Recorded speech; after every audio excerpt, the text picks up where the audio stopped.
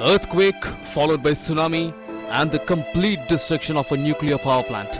This was a tormenting scenario exactly 3 years ago in Japan. The world was in a shock and the people across the globe were scared of the possible dangers of the overusage of civil nuclear energy as the nuclear emissions from Fukushima plant horrified the people. As a result, many countries decided to review their energy policies, and today the total energy that came from nuclear has come down to 11%, which was 14% before the Fukushima disaster. Before the accident, 442 nuclear power reactors in 30 countries produced 14% of world's electricity. This number dropped to just 11% in 2012 as 15 reactors exited service, mainly in Germany and Japan. Today, 435 reactors operate in 31 countries, and a further 68 are under construction. After the Fukushima disaster, Japan pulled back its nuclear ambitions, ordered large-scale inspections and introduced new safety regulations. All of its 48 remaining reactors have been kept offline.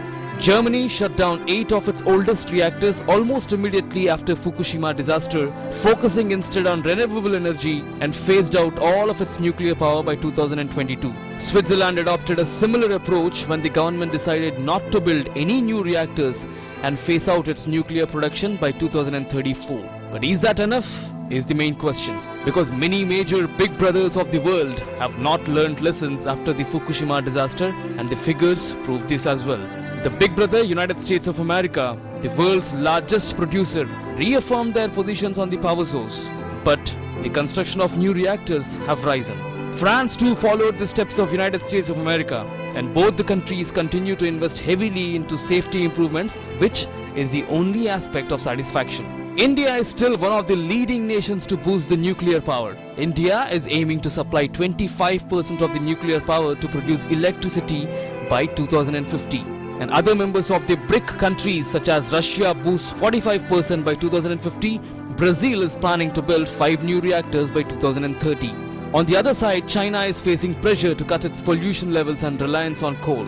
China already operates 20 reactors and aims to more than triple its nuclear capacity by 2020. In an era when people and nations are worried of global warming and pollution that is harming the existence of mankind, the same countries depend much on nuclear energy for civil usage.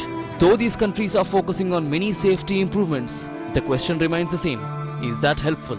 Business Desk, DD News.